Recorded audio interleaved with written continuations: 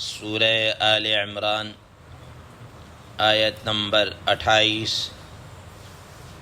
آپ حضرات کے پاس پیج نمبر ہے 24۔ اعوذ باللہ من الشیطان الرجیم، بسم اللہ الرحمن الرحیم۔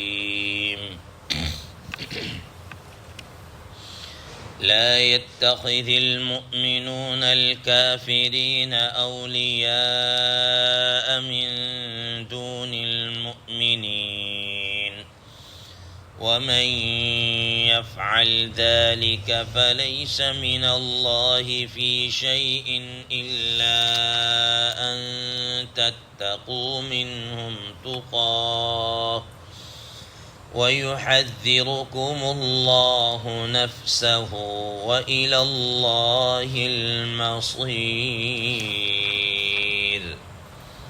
صدق اللہ العظیم۔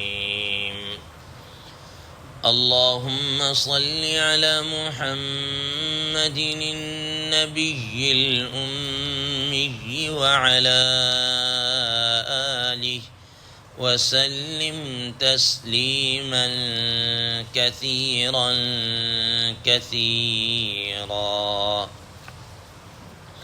محترم سامعین کرام، اس آیت مبارکہ کا ترجمہ اللہ تبارک و تعالی ارشاد فرماتے ہیں: لا يتخذ المؤمنون الكافرین اولیاء من دون المؤمنین۔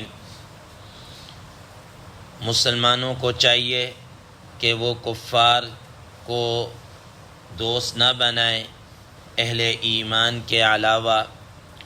مسلمانوں کو چاہیے، اہل ایمان کو چاہیے کہ وہ ایمان والوں کے علاوہ کافروں کو اپنا دوست نہ بنائیں۔ وَمَن يَفْعَلْ ذَلِكَ فَلَيْسَ مِنَ اللَّهِ فِي شَيْءٍ، اور جو شخص ایسا کرے گا تو اللہ تبارک و تعالی کے سامنے کسی شمار میں نہیں ہے۔ إِلَّا أَن تَتَّقُوا مِنْهُمْ تُقَاةً، مگر یہ کہ وہ ان میں سے اپنے آپ کو بچانے کے لیے ہو، کسی نقصان کے اندیشہ سے اپنے آپ کو بچانے کے لیے ہو۔ وَيُحَذِّرُكُمُ اللَّهُ نَفْسَهُ، اور اللہ تبارک و تعالی تمہیں اپنے آپ سے ڈراتے ہیں، اپنی ذات سے ڈراتے ہیں۔ وَإِلَى اللَّهِ الْمَصِيرُ، اور اللہ تبارک و تعالی ہی کی طرف لوٹ کر جانا ہے۔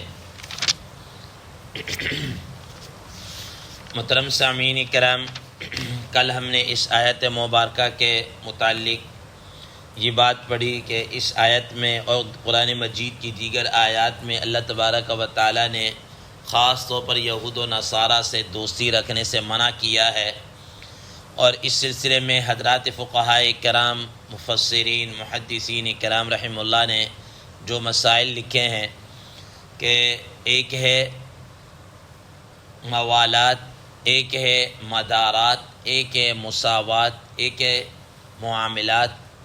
ان کی تفصیل آپ حضرات کے سامنے کل کے درس میں بیان کر دی کہ موالات دلی تعلق رکھنا، مدارات کسی قسم کا کوئی اخلاقی تعلق ہو، اور اسی طریقے سے مواسات ہے کہ کوئی ان کو نفع پہنچایا جائے۔ معاملات آپس میں لین دین، ان کے متعلق تفصیل کے ساتھ کل گفتگو ہو چکی۔ آج ہم نے اس آیت مبارکہ کے شان نزول کے متعلق پڑھنا ہے اور ایک اور مسئلے کو ڈسکس کریں گے۔ محترم سامعین کرام، حضرات مفسرین کرام رحم اللہ فرماتے ہیں کہ اس آیت کے نزول کا پس منظر حضرت عبداللہ ابن عباس رضی اللہ تعالیٰ عنہ نے یہ بیان فرمایا کہ مدینہ منورہ میں عبداللہ ابن ابی جو رئیس المنافقین ہے، یہ دوسرے جو یہود تھے ان کے ساتھ ان کا پس پردہ لین دین اور ان کے ساتھ قلبی تعلق، اور اس کا تعلق رکھنے کا یہی تھا کہ یہ جو یہود ہیں، یہ مشرکین ہیں، یہ آگے چل کر مسلمانوں پہ غالب آ جائیں گے، تو اب ہم انہی کے ساتھ کیا ہیں رہیں۔ تو اللہ تبارک و تعالی نے اس طریقے سے منع کیا ہے کہ کافروں کے ساتھ اس طرح کی دوستی نہ رکھیں۔ حضرت عبداللہ ابن عباس رضی اللہ تعالی عنہ سے ہی ایک اور دوسرا قول بھی مروی ہے کہ بعد یہود ایسے تھے جن کا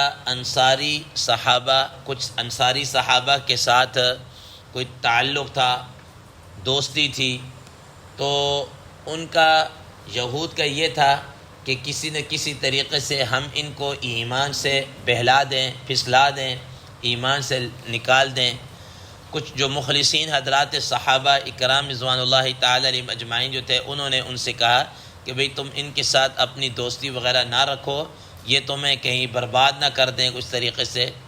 تو خیر انہوں نے کہا کہ ہمارا اس طرح کا تعلق ہے، لین دین ہے، یوں ہے، تو وہ ان کے ساتھ اس طریقے سے ان کا لین دین اور یہ تعلق چلتا رہا، یہاں تک کہ اللہ تبارک و تعالیٰ نے اس پر یہ آیت مبارکہ نازل فرمائی اور بتایا کہ ان یہود اور نصارہ غیر مسلموں کے ساتھ تمہارا کسی قسم کی کوئی دوستی، کوئی قلبی تعلق یہ نہیں ہونا چاہیے۔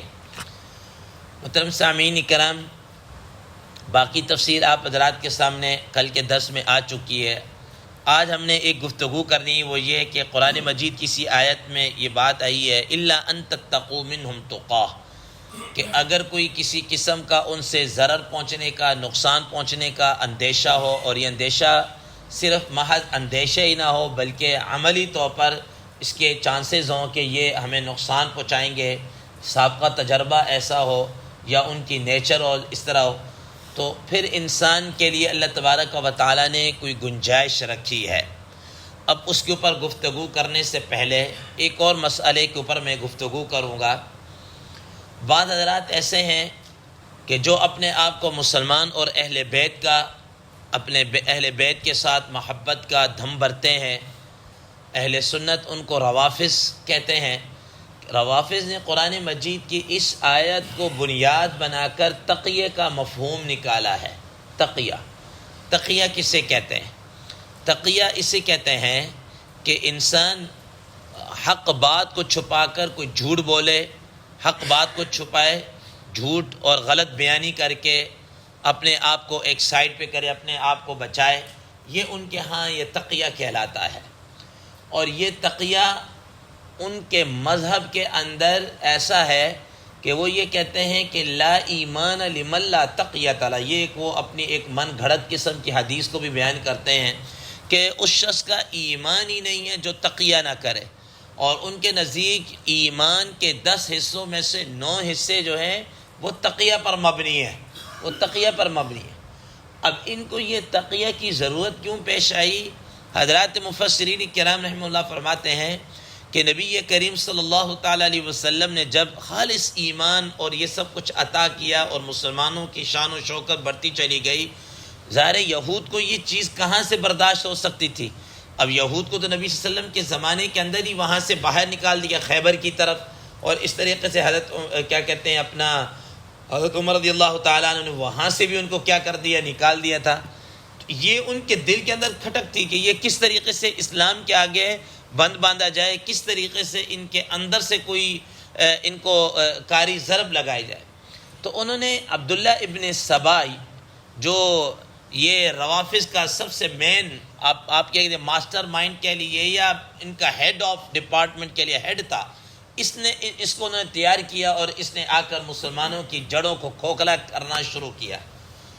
محترم سامعین کرام، اس سبائی ٹولہ نے آ کر یہودیوں نے ان کو کہا کہ یہ نبی صلی اللہ تعالی علیہ وسلم جو دین لے کر آئے اس میں اصل تو حضرت علی رضی اللہ تعالی عنہ کا تھا۔ انہوں نے جناب علی ان کو ایک اس کے اسلام کے مخالف ایک مذہب اور عقائد اور اس طریقے سے بنا کر دیے، اور اس میں ان کو یہ باور کرایا گیا، یہ ان کے ذہنوں میں یہ بات ڈالی گئی کہ حضرت علی رضی اللہ تعالی عنہ جو ہیں یہ ان کا درجہ بھی سب سے بلند ہے اور ان کا خلافت کا حق بھی سب سے زیادہ تھا۔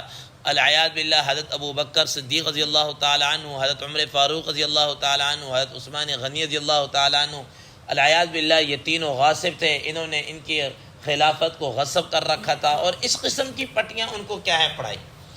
جب وہ ان خوارج نے، ان روافظ نے یہ جب اپنے عقائد کو پھیلانا شروع کیا تو مسلمان جو تھے انہوں نے کہا کہ بھئی اگر تم یہ کہہ رہے ہو کہ حضرت علی رضی اللہ تعالی عنہ کا خلافت کا حق تھا اور یہ سب کچھ تھا، تو پھر وہ ان حضرات کے پیچھے نمازیں کیوں پڑھتے رہے، ان پر انہوں نے بیعت کیوں کی، ان کے پیچھے جمعہ اور عیدین کیوں پڑھتے رہے؟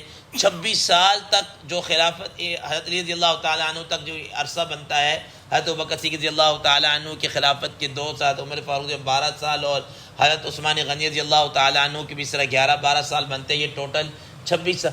تو یہ 26 سال ان کے مشوروں میں کیوں شریک رہے، اور یہ کس طریقے، یہ کیسے ممکن ہے کہ جناب اعلیٰ وہ ان کا خلافت کا حق ہو اور یہ سب قرون سے دب کر رہے ہیں؟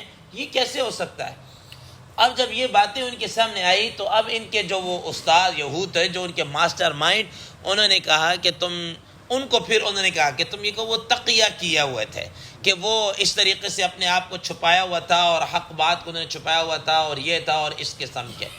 اب جناب اعلیٰ یہ کہاں بات انسان کے ذہن میں آنے والی ہے کہ حضرت علی رضی اللہ تعالیٰ عنہ، جن کو اسد اللہ الغالب کہا جاتا ہے، جو شیر خدا ہیں، جو جری ہیں، جو حق گو ہیں اور حق شناس ہیں اور بباغ دوحل وہ حق بات کا اعلان کرنے والے ہیں، ٹھیک ہے نا؟ کئی موقع حضرت عمر فاروق رضی اللہ تعالیٰ عنہ کوئی فیصلہ کرنے لگے، حضرت علی رضی اللہ تعالیٰ عنہ ان کو ٹوکا کہ یہ اس طرح نہیں، اس طرح ہے، وَأَقْضَاهُمْ عَلِي کا مرتبہ ان کو کیا ہے، ملا ہے۔ تو یہ کیسے ممکن ہے کہ جناب اعلیٰ 26 سال تک وہ ان سے دب کر رہے ہیں، لیکن ہیں کیا ہے، خلیفہ ہیں اور دب کر رہے ہیں۔ خلیفہ کا تو کام ہی یہی ہے کہ وہ اعلاء کلمت اللہ کے کلام کو، اللہ کے پیغام کو وہ جاری کرتا ہے اور لوگوں پر اس پر لاگو کرتا ہے اور سارے احکامات اس کی طرف اسلام کے لوٹتے ہیں، یہ ساری۔ تو یہ کیسے ہو سکتا؟ تو یہ انہوں نے جناب اعلیٰ کیا ہے، یہ اس طرح کی اصطلاح بیچ میں کیا ہے گھڑ کر رکھی۔ اب ان سے کہا جاتا ہے کہ بھائی جو جن کے تم نام لیواؤ ہو، مثلا حضرت حسین رضی اللہ تعالیٰ عنہ کو، حضرت حسین رضی اللہ تعالیٰ عنہ کو دیکھ لیجئے، کربلا کے اندر آ کر انہوں نے اپنی جان کا نذرانہ پیش کر دیا، اپنے پورے خاندان کو کٹوا دیا اسلام کے نام پر، شہادت کے مرتبے پر کیا ہو گئے، وہ فائز ہو گئے۔ اگر تقیہ کوئی ایسی چیز ہوتی تو وہ یزید کے خلاف کیا کر لیتے، تقیہ کر لیتے نا، اور تقیہ کر کے اپنی جان کو بچا لیتے اور یہ کر لیتے۔ انہوں نے اپنی جان کا نذرانہ پیش کر دیا ہے کہ تقیہ شقیہ یہ کوئی چیز نہیں ہے، گویا اپنے عمل سے کیا کیا، پیش کیا۔ تو یہ کہاں سے تم نے اس طرح کا تقیہ شقیہ کیا ہے لے کر آئے؟ تو وہ قرآن مجید کی اس آیت کو اس طرح کا بنیاد بناتے ہیں۔ اب حضرات مفسرین کرام رحمہ اللہ فرماتے ہیں کہ یہ جو الا ان تتقوا منہم تقا ہے، الا ان تتقوا منہم تقا، اس کا معنی کیا ہے؟ پھر دوسری بات یہ ہے کہ حضرات مفسرین کرام رحمہ اللہ فرماتے ہیں کہ تمہیں تو اس سے استدلال کرنے کا حق ہی نہیں ہے۔ کیوں؟ کہ تم تو قرآن مجید کو اصل مانتے ہی نہیں ہو۔ تم تو کہتے ہو کہ اصل قرآن مجید تو وہ امام غائب کے پاس ہے، وہ پتہ نہیں لے کر آئے گا اور یہ اور وہ، تو تم کہتے ہو یہ تو تحریف شدہ ہے، یہ تو حضرت عثمان غنی رضی اللہ تعالیٰ عنہ کا لکھا ہوا صحیفہ ہے اور یہ ہے، تم تو اس کو مانتے ہی نہیں ہو، ٹھیک ہے؟ تم تو اس کی تحریف، تم کیسے اس سے استدلال کر کے جناب اللہ تمہارے نزدیک تو یہ اصل قرآن ہے ہی نہیں، العیاذ باللہ، ٹھیک ہے؟ تو حضرات مفسرین کرام رحمہ اللہ فرماتے ہیں کہ اب یہ الا ان تتقوا منہم تقا کا معنی یہ ہے کہ اللہ تبارک و تعالیٰ نے فرمایا کہ دیکھو کفار کے ساتھ انسان رہ رہا ہے، کبھی کوئی ایسی بات آ جاتی ہے کہ وہ انسان کے اوپر جبر، قتل یا کوئی نقصان پہنچانے کا اندیشہ ہوتا ہے، تو اب اللہ تعالیٰ فرما رہے کہ تمہیں جان بچانے کی غرض سے کچھ ان کے ساتھ مدارات کوئی اس طرح کرنا پڑے تو کر لو، جیسا کہ قرآن مجید کی دیگر آیت مبارکہ میں آتا ہے کہ الا من اکرہ وقلبہ مطمئن بالایمان، اگر تمہیں کوئی نقصان پہنچا رہا ہو، تمہیں ایمان سے ہٹا رہا ہو اور تمہارا دل مطمئن ہو، تو تم زبان سے کلمہ کفریہ کہہ سکتے ہو۔ اللہ تعالیٰ نے اجازت دی ہے، اللہ تبارک و تعالیٰ نے کیا دی، اجازت دی اس کی، اگر تمہارا دل مطمئن ہے لیکن تم زبان سے اپنی جان بچانے کے لیے کلمہ کفریہ کہنا چاہو تو کہہ سکتے ہو۔ یہ الگ بات ہے کہ ایک رخصت، یہ رخصت ہے، اور ایک عزیمت۔ نبی کریم صلی اللہ علیہ وسلم کے زمانے میں حضرت عمار بن یاسر رضی اللہ تعالیٰ عنہ کے متعلق آتا ہے کہ انہوں نے اس طریقے سے ان کو کفار جب پکڑا تھا تو انہوں نے کلمہ کفریہ کہہ کر اپنی جان بچائی۔ اور ایک دوسرے صحابی تھے حضرت صہیب یا کیا نام تھا، ان کے متعلق آتا ہے، ان کو کہا تو انہوں نے جناب اللہ کوئی کلمہ کفریہ نہیں کہا، جان کی بازی لگا دی، جان سے ہاتھ دھو بیٹھے، شہادت کے مرتبے فائز ہو گئے، لیکن انہوں نے نہیں کہا۔ رسول اللہ صلی اللہ تعالیٰ علیہ وسلم فرمایا انہوں نے رخصت پہ عمل کیا، انہوں نے عزیمت پر عمل کیا، ٹھیک ہے۔ اسی طریقے سے مسلمہ کذاب کے زمانے کے اندر کیا کہا کہ دو شخصوں کو انہوں نے پکڑا، ایک شخص سے کہا کہ اتشہد ان محمد الرسول اللہ، کیا تو یہ گواہ دیتا ہے کہ محمد صلی اللہ علیہ وسلم اللہ کے رسول ہے؟ کہا میں گواہی دیتا ہوں۔ کہا کہ کیا تو یہ اس بات کی گواہی دیتا ہے اتشہد انی رسول اللہ کہ میں اللہ کا رسول؟ اس نے کہا ہاں میں اس بات کی گواہی دیتا ہوں، اس کو چھوڑ دیا، ٹھیک ہے نا۔ دوسرے صحابی کو پکڑا، اس کو کہا کیا تو گواہی دیتا ہے کہ محمد صلی اللہ علیہ وسلم اللہ کے رسول؟ سے کہا ہاں میں گواہی دیتا ہوں۔ اچھا پھر کہا کہ کیا تو گواہی دیتا ہے کہ میں بھی اللہ کا رسول ہوں؟ تو اس نے کہا کیا کہا؟ اس نے کہا پھر یہ اپنی بات ریپیٹ کی، اس نے کہا کہ مجھے سنائی نہیں دے رہا تمہاری بات ہی میں بہ رہا ہوں، تمہاری بات نہیں سن رہا۔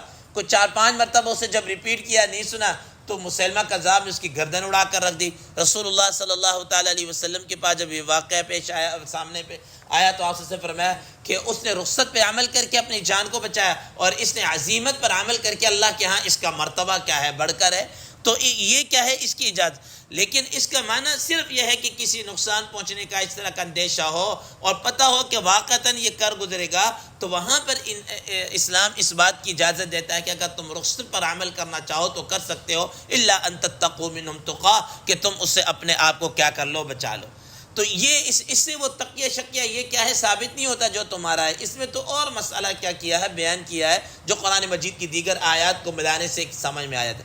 اب آگے اللہ تبارک و تعالیٰ فرماتے ہیں وَيُحَذِّرُكُمُ اللَّهُ نَفْسَهُ وَإِلَى اللَّهِ الْمَصِيرُ۔ اور ہاں دوسرے نمبر پر یہ بات ذہن نشین رکھنا کہ اللہ تعالیٰ تمہیں اپنی ذات سے ڈرا رہا ہے۔ دیکھیں اب ایک انسان کلمہ کفریہ زبان سے کیا ہے کہہ رہا ہے، کلمہ کفریہ زبان سے کہہ رہا ہے، لیکن اب وہ زبان سے کہہ رہا ہے یا دل سے کہہ رہا ہے، اس کی کیفیت تو عام انسان نہیں سمجھ سکتا نا، کہ دل سے کہہ رہا ہے، کیا کہہ رہا ہے، اپنی جان بچانے کے لیے کہہ رہا ہے۔ تو اللہ تبارک و تعالیٰ فرما رہے ہیں کہ اس کا فیصلہ کوئی قاضی، کوئی مفتی، کوئی عالم نہیں کر سکتا، لیکن میں تمہارے دلوں کے بھید کو کیا ہے جاننے والا ہوں، مجھے تو پتہ ہے۔